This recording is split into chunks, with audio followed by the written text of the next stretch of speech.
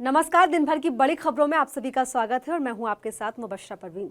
तो बुलेटिन में आज बात होगी वक्फ बिल पर अकेली पड़ी बीजेपी की, संजय राउत के पीएम मोदी पर किए बड़े हमले की, देखेंगे रामनवमी पर योगी के जारी किए नए फरमान को, अखिलेश यादव के बड़े बयान को और बुलेटिन के आखिर में जानेंगे सीएम रेखा गुप्ता के बयान पर मच रहे बवाल को।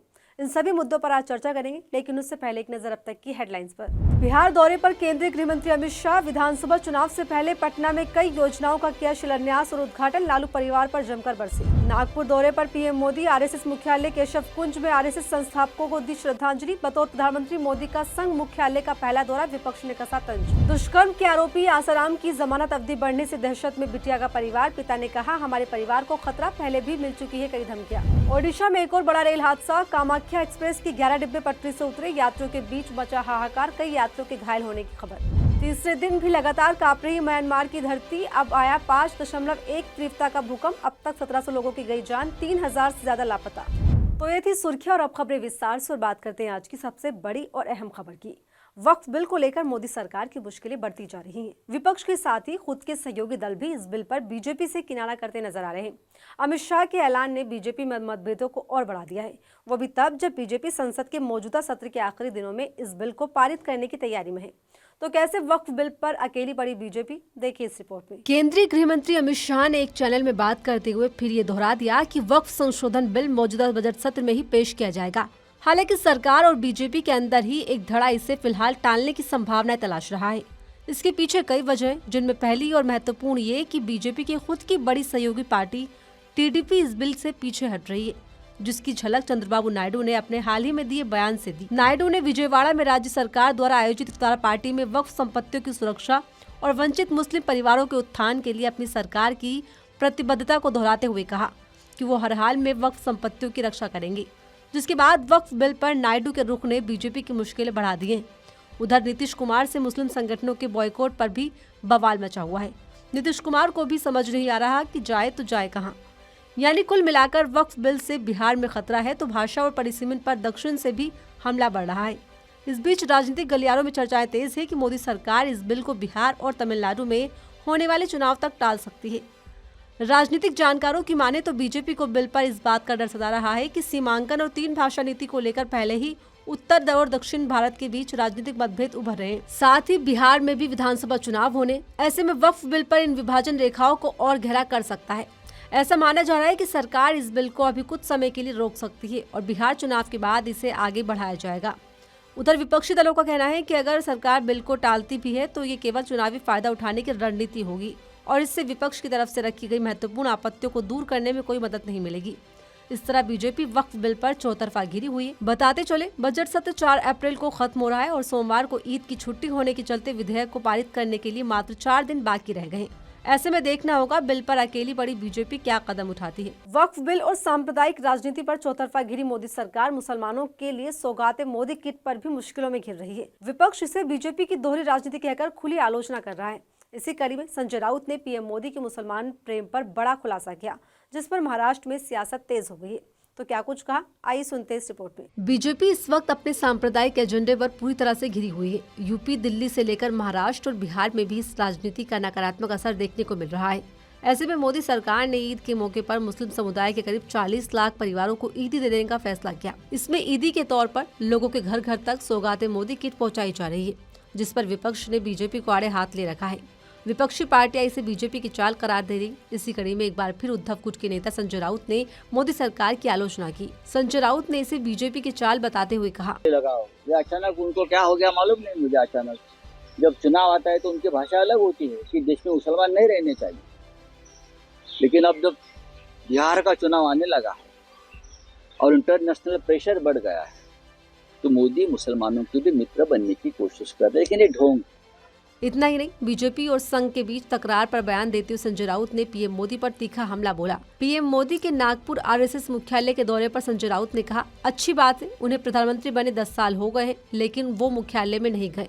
लेकिन लोकसभा में संघ के कार्यकर्ता सक्रिय रहे, महाराष्ट्र में इसका परिणाम भी दिखे, इसलिए पीएम मोदी मोहन भागवत से बात करने के लिए जा रहे हैं। वहीं बीजेपी के राष्ट्रीय अध्यक्ष पर छिड़े विवाद पर राउत ने दावा किया कि अध्यक्ष को लेकर हो रही देरी बता रही है कि संघ और बीजेपी में कुछ ठीक नहीं, क्योंकि संघ चाहता है कि बीजेपी अध्यक्ष उनकी पसंद का बने, इसलिए मामला अभी रुक गया है। बहरहाल पीएम मोदी की सौगाते मोदी को लेकर देश भर में राजनीति गरमाई हुई है। विपक्ष साफ साफ इसे बीजेपी की चाल बता रहा है। उत्तर प्रदेश में ईद की नमाज को लेकर छिड़े विवाद के बीच योगी आदित्यनाथ ने नए फरमान जारी कर दिया है।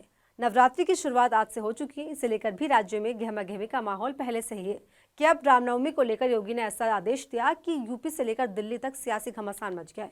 तो क्या है योगी आदित्यनाथ का आदेश, जानने के लिए देखिए रिपोर्ट। यूपी में नमाज और नवरात्रि को लेकर योगी सरकार के आदेशों से पहले ही माहौल गरमाया हुआ था कि अब रामनवमी को लेकर योगी आदित्यनाथ के नए फरमान ने इसे और तेज कर दिया है। दरअसल योगी सरकार ने रामनवमी यानी 6 अप्रैल के दिन सभी मांस की दुकानों को बंद करने के निर्देश दिए हैं।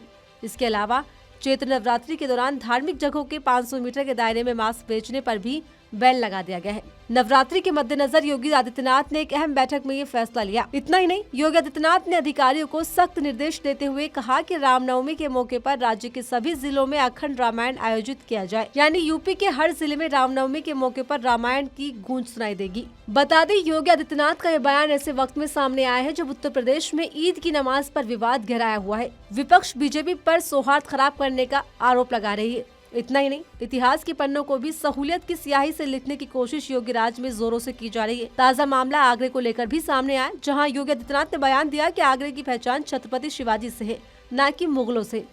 योगी के इस बयान ने भी खूब बवाल मचा रखा है। वहीं इससे पहले होली को लेकर यूपी में क्या परिदृश्य था वो भी आपने देखा। मस्जिदों को सुरक्षा के नाम पर ढक दिया गया। ईद की नमाज पर घरों और सड़कों पर अदा करने पर भी बैन लगा दिया गया है। कोई नमाज छत या सड़क पर ना पढ़े, इसे लेकर सारा काम धाम छोड़कर अधिकारियों को तैनात कर दिया गया है।